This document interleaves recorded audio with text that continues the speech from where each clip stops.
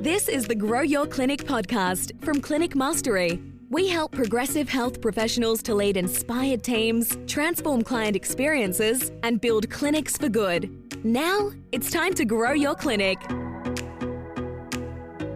So welcome back to another episode of the Grow Your Clinic podcast. My name is Jack O'Brien. Thank you for joining us today. Really appreciate you sharing your earpods or maybe your car stereo with us today. I've got another guest to join us for the podcast, and I am so excited for this episode. It has been coming a long time, and it is a real honour and privilege for me to welcome to our podcast Meredith Scott, who's the CEO of Opportunity International. Meredith, how are you today? I'm very well, thank you. And you? I am fantastic. Thank you so much for joining us.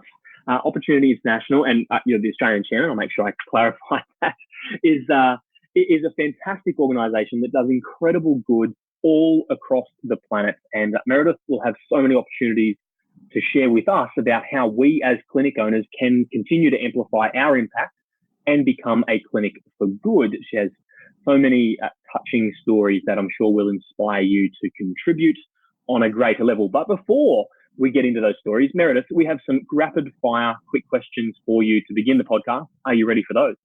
Absolutely. All right, here we go. Tell me, what are you reading or learning right now? So the book I'm reading at the moment is called The Mother and Child Project. It's about the importance in developing world or countries about appropriate birth control. And when we talk about birth control, it's actually the lateness with which the first pregnancy happens and then the spacing of pregnancies, and how from a faith perspective, there has been some concerns about that and how they are being addressed, and how it is all about the mothers and children's well-being.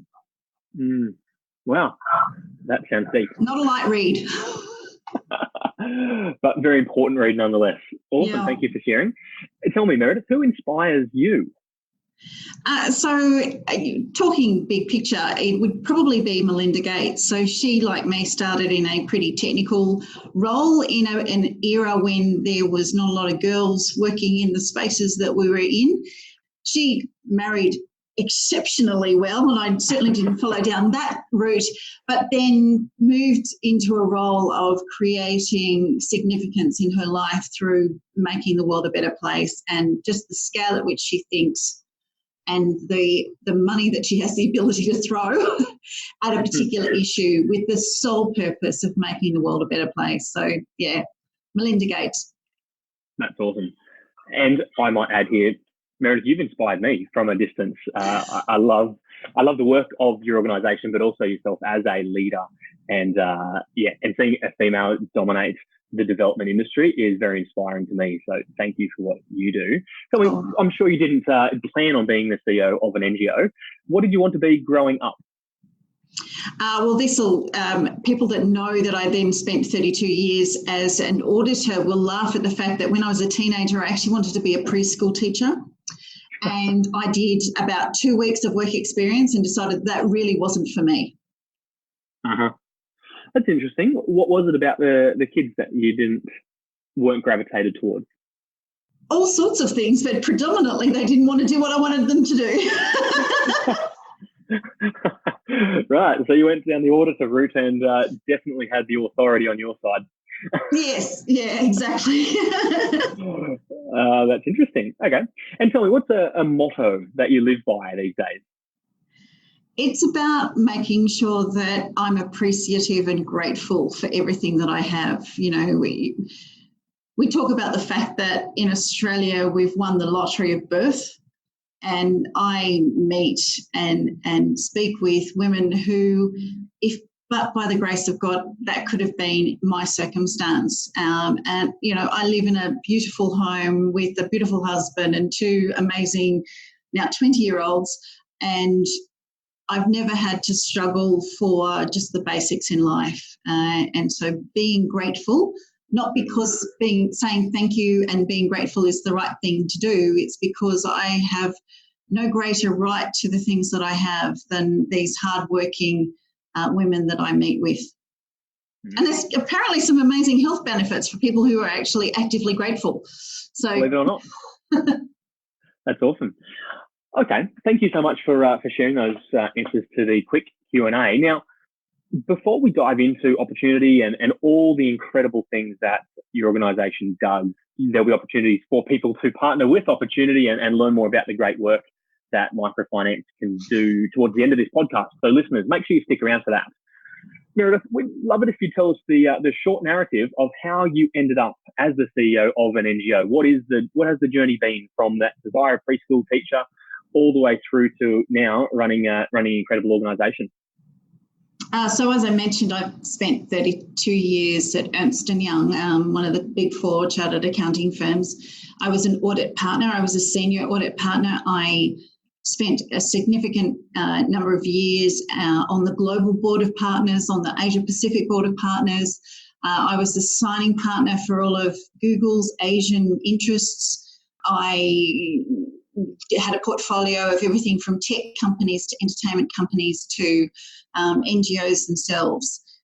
Throughout my life, I had been brought up in the Baptist philosophy of doing things, and in fact, for the first 20 years of my life, every weekend was spent in an inner city slum environment here in Sydney, dealing with the homeless and a very large population of Vietnamese refugees back in the 70s and 80s. For me personally, my faith meant action. And so I've always had that philosophy in the back of my head, which was why in my portfolio I did quite a bit of work with churches and non-profit organisations. Even though I was an audit partner, it was actually providing those services to those organisations.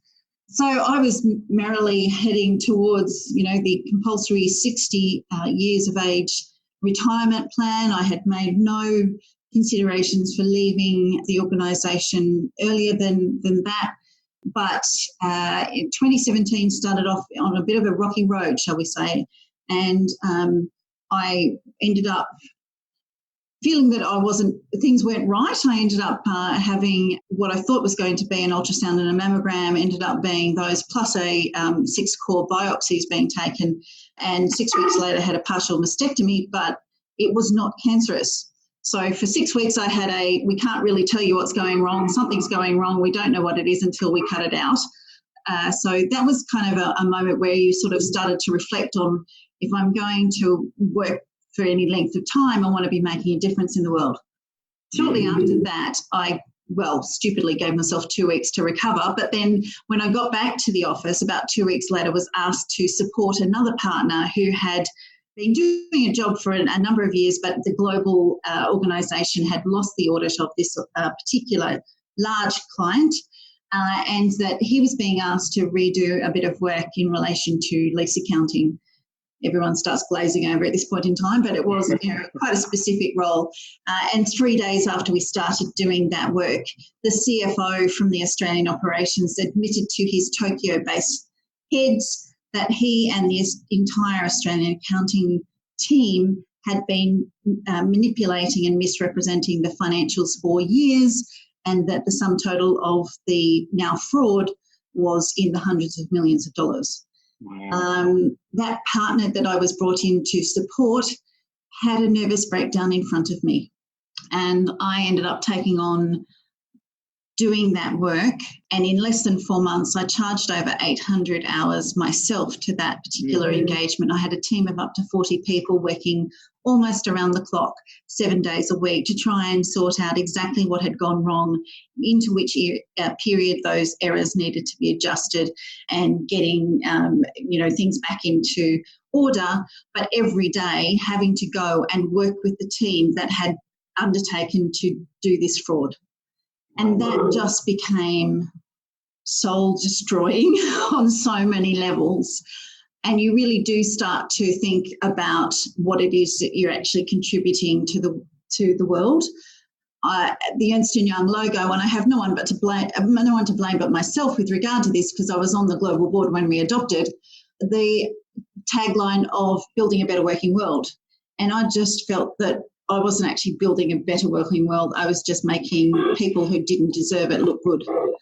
And so I was going through that whole, how do I process that and continue to work in this way?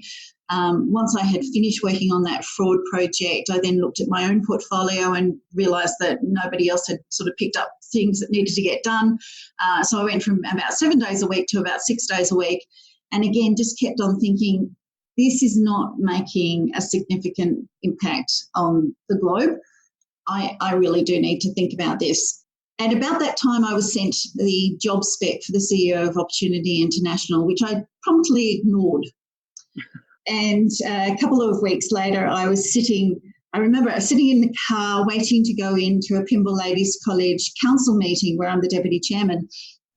And I got a phone call from the chairman of Opportunity saying, I really want you to apply for the job of CEO. Now, I wouldn't recommend this as a way of endearing yourself to your potential employer, because I laughed at him and I said, you can't afford me. Oh. Let's just say we had a lot of coffees after that. and less than 2 months later, they offered me the role. And of course, having been at EY for 32 years, I didn't know how to even resign.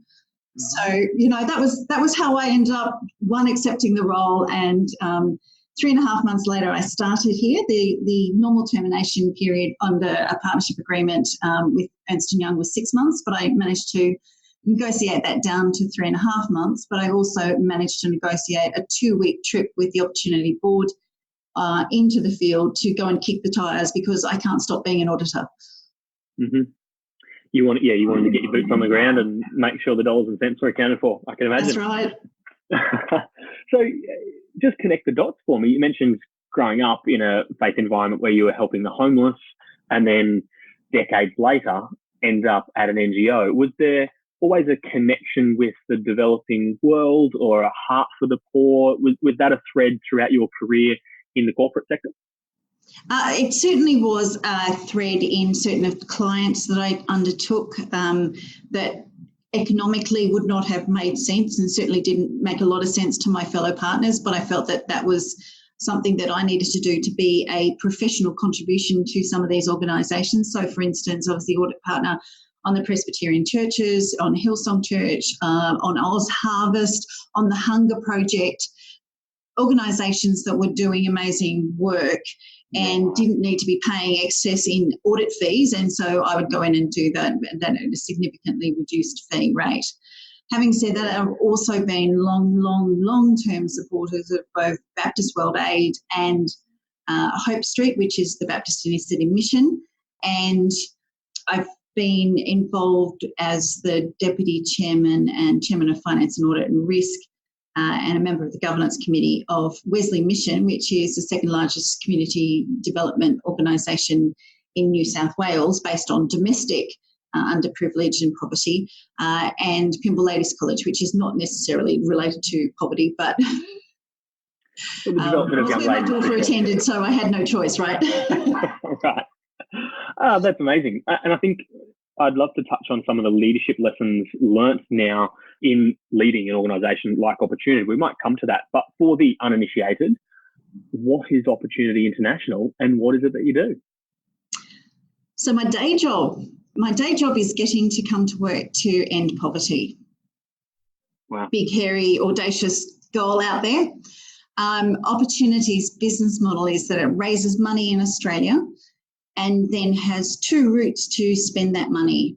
The first route, which is the core of what we do, is to make strategic investments in or support through subordinated debt instruments or debt or grants, local owned and operated organisations that are mission aligned to ending poverty, and actively providing small microfinance loans to those that would otherwise not have access to the financial services. What does that really mean? It means predominantly women who would not be able to get a small loan of around about, well, in Indonesia it's around the $250, $300 mark. In India it's around the $700 mark. And those loans are then used to do something small from a business perspective. It could be to buy a cow and then provide milk, half to their family, which has nutritional benefits, and half to a cooperative where they get a stream of income from that milking process. It could be to buy a bore from which they can then irrigate a small agricultural plot, grow the vegetables and take those vegetables to market. It could be a small shop in the front room of their house. In all circumstances, they are stuff that is going to create some form of income that will allow them, first of all, to repay the loan, but also to improve their outgoings and their family circumstances in a really positive way. That can be things like allowing their children to go to school, because a lot of the countries that we operate in, there is not sufficient government-funded tax funds available to pay for teachers in government schools. So even the most basic of government education costs between $60 and $90 a day, a year Australian. And so parents are making a choice between, do I put meals on the table or do I actually send my children to school? And what we see is that with this additional income into the family, there is no longer that choice. They can do both. It can be about providing funding for a toilet, for instance. So the Indian government has created a policy to eradicate open defecation and will pay $240 equivalent to a toilet that's been built. Fantastic headline. Love it, love it, love it. It costs about $400 to build a toilet, a simple brick dummy with a squat and shot and 2 tanks underneath. And if you're talking to somebody who's living on less than $3.20 a day, which is the moderate poverty indicator, asking them to save up $400 for a toilet just ain't going to happen. No. Because, of course, the rebate only happens up to 6 months after the toilet is completed. They are also required to, on the form, and the form is about 1 inch thick, most of our clients would be illiterate. Most of them would not have a phone on which to take the required photos of the build of the toilet as it happens, and they wouldn't have an accurate GPS reader so that they can also provide on the form the precise location of the toilet. So we train our loan officers to go and tell people about this product. They lend the $400 for the toilet gets billed, $240 comes back from the form that the loan officer helps complete. The $160 difference plus the interest has usually been funded by the person charging the entire village to use their toilet. Mm-hmm. So you end up with a solution, a great government initiative that had some troubles in being applied, and a method that allows for that solution to be implemented. That's incredible. And thank you for sharing, because those complexities of addressing some of these challenges in developing countries, I think we are blissfully unaware of in our day-to-day here in some of these developed countries. So just quickly, Meredith, to talk about the methodology for days, but why women and why microfinance? Women are traditionally the least able to get access to financial services in predominantly male-dominated economies. So even getting a loan is challenging enough to then have to require either your husband's permission or your husband's countersign to get a bank loan, even if due to your caste or your tribe or the way you look, you're allowed into the bank branch, which was something that was highlighted back in the end of 2016, 2017, when India decided to basically cancel all the $10 and $20 notes. And you had to take your money into the bank and put them in an authorised bank account to be able to withdraw the new notes.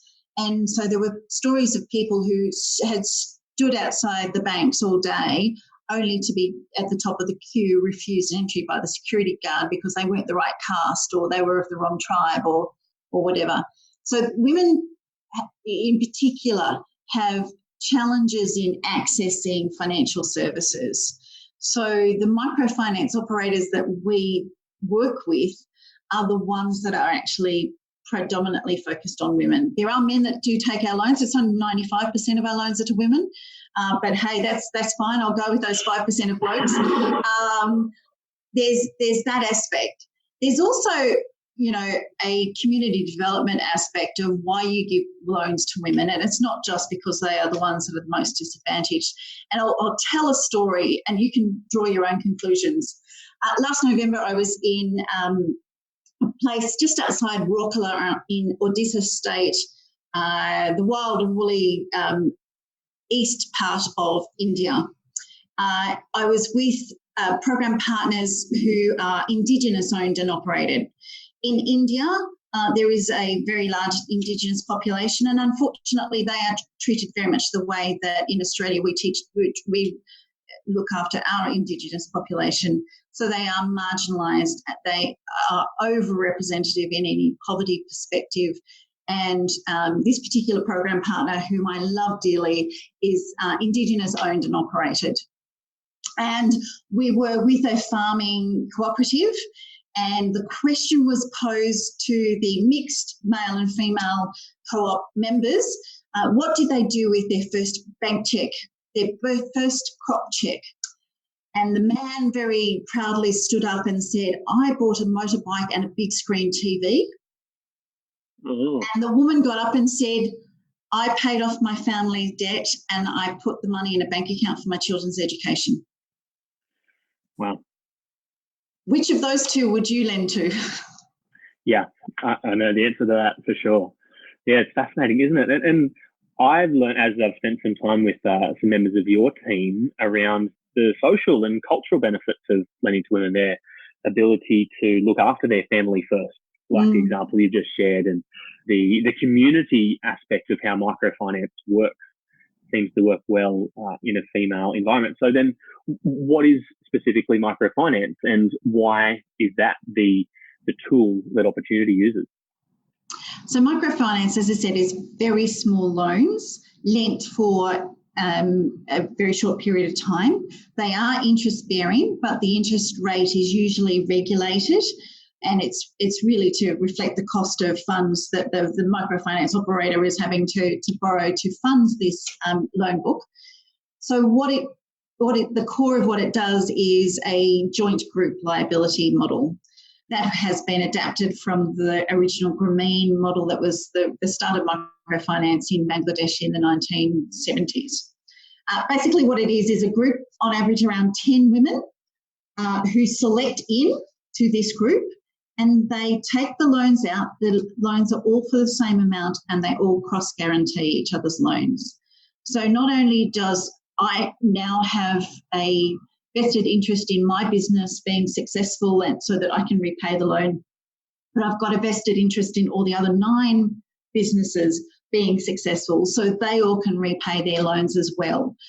In fact, in certain of our program partners, the very first discussion at the, on average, 3-weekly meeting of that group together with the loan officer is that they all have to show a note that is their guarantee. If anyone else in the group is unable to pay, I'm happy to contribute this amount. So, as I said, it's that community development. It's the on average every 3 weeks meeting. I don't know about you, but I don't see my bank manager turning up to my doorstep every 3 weeks to check on how I'm doing. So when he is in the village, he is able to check on the businesses, make sure that everybody's still comfortable, that everyone else is working as hard as they expect, make sure the dynamics in the group is okay, and collect the repayments.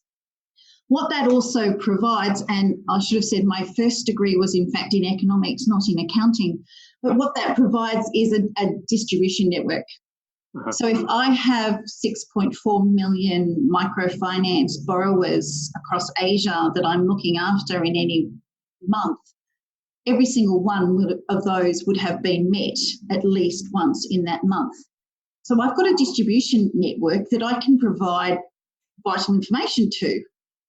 So about 7 years ago, we asked our clients what was the biggest impediment to them repaying their loan.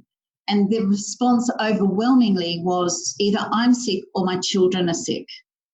Now, we knew we couldn't put a doctor on the back of the motorbike that went from village to village to village to these meetings. But maybe we could have somebody who has some very basic health, nutrition and sanitation education that they can do. So as of now, we've got just less than 5,000 women who sit on the back of motorbikes and go from village to village. And after the microfinance loan repayment meeting has happened, she gets up and gives a little talk or a demonstration or helps the women with some aspect of health and safety that is going to be life-changing. So those just under 5,000 women have impacted the lives of about 5.5 million since we started that program, of just very basic, how do you put vegetables in your diet? How do you grow a kitchen garden so you can put vegetables in your diet? How do you determine if your child is dehydrated? What do you do if your child is dehydrated?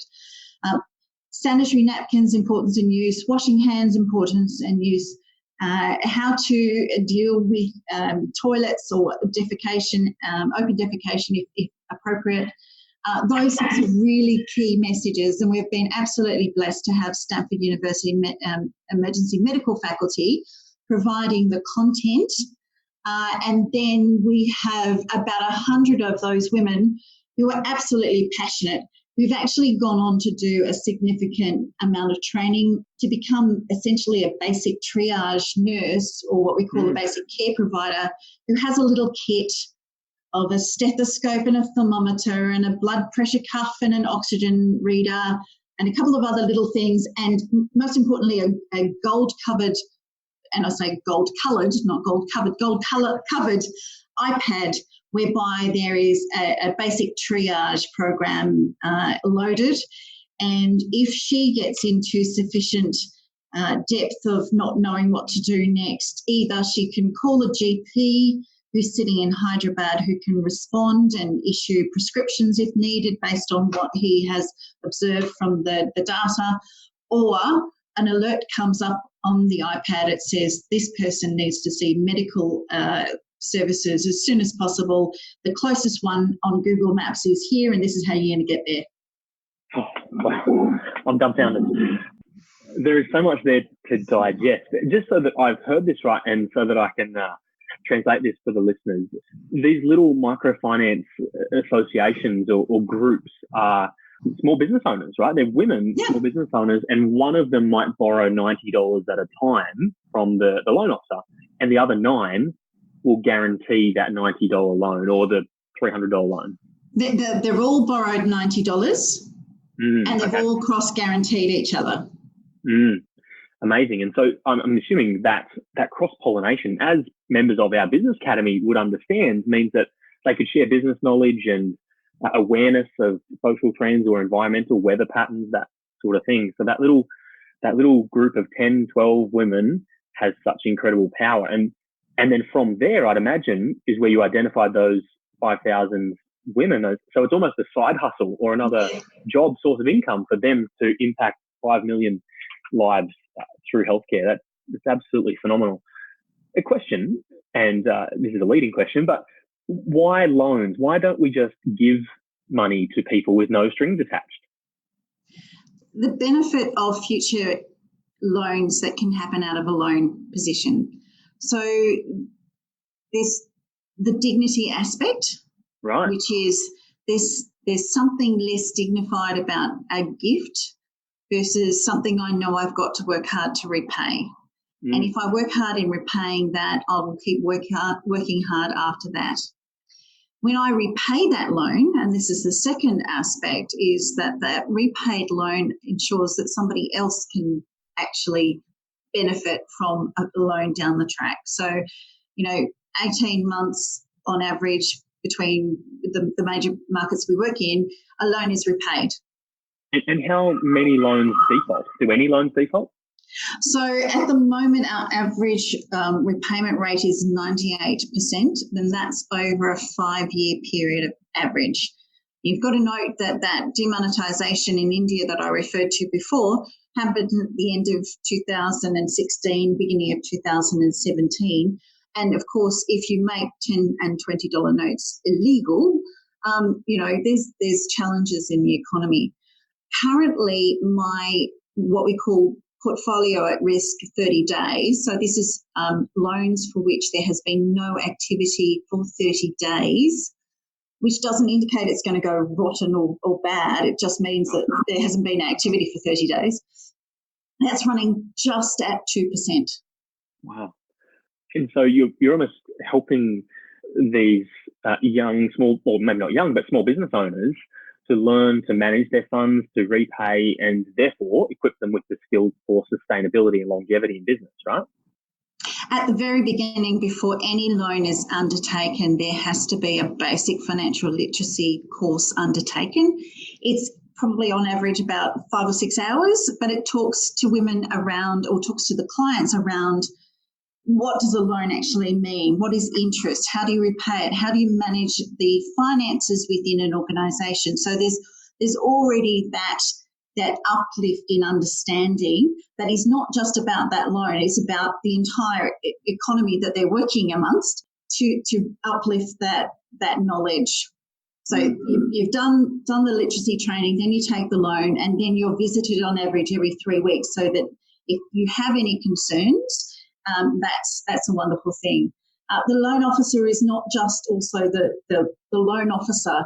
About 3 weeks ago, I was outside of Udaipur, about 3.5 hours drive just outside Udaipur, and we were up in a mountain village, and we met with the women, and that was a group of 14. Only 13 were there that day. But probably at least 10 of them didn't know how to write their name and were signing by an ink pad and their thumbprint. But there was one woman who sat there and she laboriously signed her name. And the translator said to me, the loan officer has taken time with each of them and he's teaching each of them to sign their names, because they had never had that level of education. Schools that I have been to, also, 4 weeks ago, when we were talking with the principal, her biggest issue was sending home homework. Why? Their parents had never been educated. This is the first generation that's being educated. I can imagine there's some complexities around that. Yeah. So that's a slightly different part of what we do, which is school improvement loans and school fee loans. So yeah, fantastic stuff. It's incredible. So that definitely makes sense to me around why microfinance, why not just the handouts. And I'm sure there's a place for handouts, but the ability to recycle funds now, and the pool, I would hope, keeps bigger and bigger, and we're able to help more and more people with the same dollar over and over again. Can you wrap some numbers around the numbers of people helped or families impacted, but beyond just the abstract of large numbers? What are some stories or inspirational scenarios you've come across in the field? Yeah, so at the moment, as I said, there's 6.4 million microfinance loans that our partners are managing. 14 of our microfinance organisations are in India, where there is currently around 700 million people, or 3 times the entire US population, that lives under $3.20 a day. Wow. So we do microfinance in India and Indonesia. We have a small portfolio in China. We do health services, so the community health facilitator in India, Indonesia and Bangladesh. And we have one partner in the Philippines who's doing microfinance work.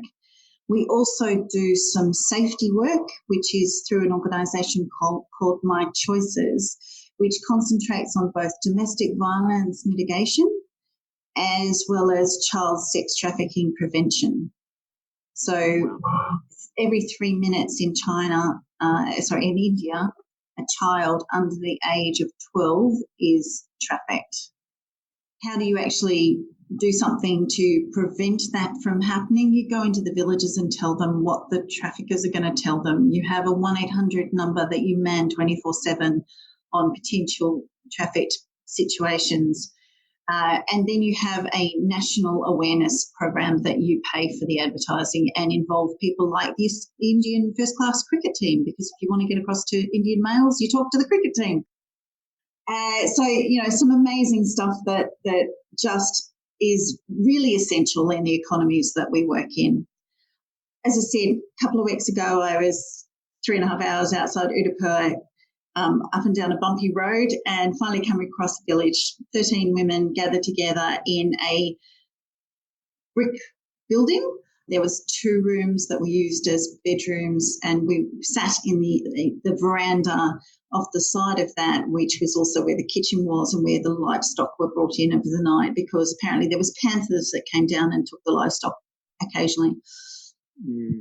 Those women, the majority of them had borrowed the money to pay for a bore that would be drilled into the groundwater so they could irrigate a small agricultural plot. You have to understand just how rocky and mountainous this part of the world was. And I'm just sitting there thinking, how backbreaking would it be to be getting an agricultural plot together, let alone, the success of vegetables. But they were keen as mustard. Their husbands all worked as contractors in the big city. There were no males that lived or throughout the month in the village. They would come back to town 2 to 3 days per month, but the women were essentially left to themselves to eke out their existence and look after the children in this very, very basic situation. There were no toilets in that village. That was not something that they had felt was a necessary evil at this point in time, but that was the circumstances in which they lived.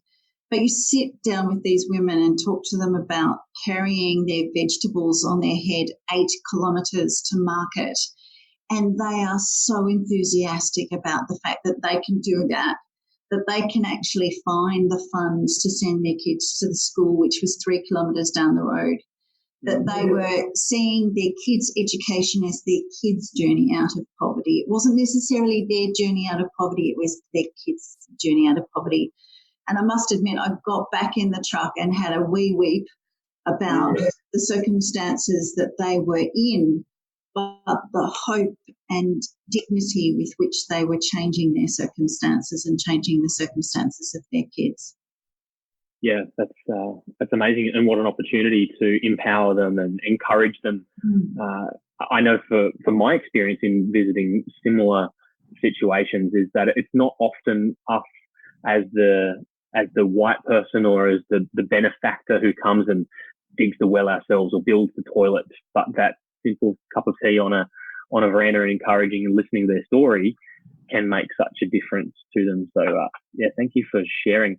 I mean, we could talk for hours, Meredith, and there's so many intricacies and complexities and heartbreaking stats, but yet encouraging stories.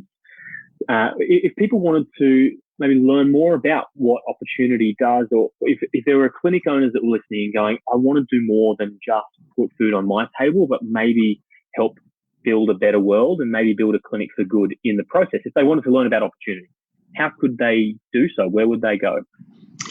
So first port of call is our website, www.opportunity.org.au. I know we didn't go out of the box in thinking through that one. So it's opportunity.org.au. There's plenty of information on the website about ways that you can help, contribute, be part of the family. We try to take people on insight trips to see the work up front. Clearly, we can't let you loose and be a loan officer for a day, but you can certainly be with a loan officer for a day. We're doing some exciting stuff around stuff that should go into that basic care providers kit. So working with the George Institute on finding some Australian-generated great ideas that are low cost and can be manufactured at scale to make sure that we can continue to improve the lives of the women and families that we come in contact with. Fascinating.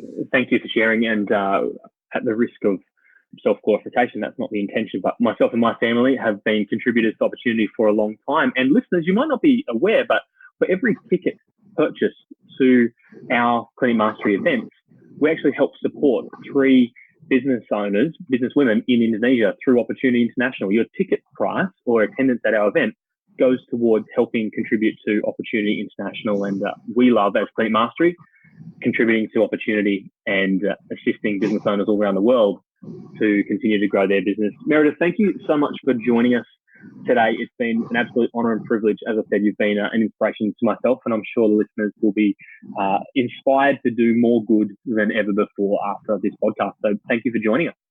Thanks for the opportunity. Love what you're doing, and Merry Christmas to everybody. Thank you. And listeners, we'll link up all the appropriate links over at clinicmastery.com/podcast for all of those show notes and resources. Listeners, thank you for joining us for this episode. We really appreciate your attention and also your reviews and ratings on iTunes or Spotify or wherever you listen. But thank you for joining us for this episode with Meredith Scott from Opportunity International Australia, and we can't wait to bring you another episode of the podcast again really soon. Bye for now. Thanks for tuning in to the Grow Your Clinic podcast. To find out more about past episodes or how we can help you, head to www.clinicmastery.com/podcast, and please remember to rate and review us on your podcast player of choice. See you on the next episode.